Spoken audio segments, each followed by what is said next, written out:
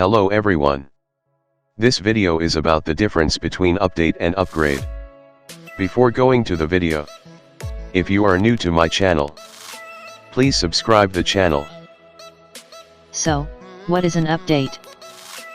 An update of application is something like making significant changes of existing core structure of application to fix up identified bugs, to add security patches or to change the appearance of the application, etc.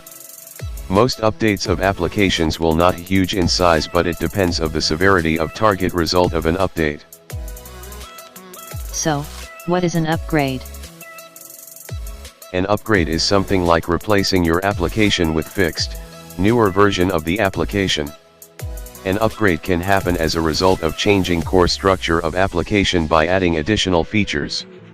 Mostly, upgrades are huge in size and takes more time to execute in your device. So, what is the difference between these two terms? Application developers decided whether their application needs to update or upgrade depends on the importance of its modification.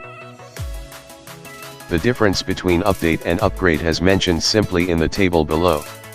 Update does not affect to the core structure of application, but upgrade affect to the core structure of the application.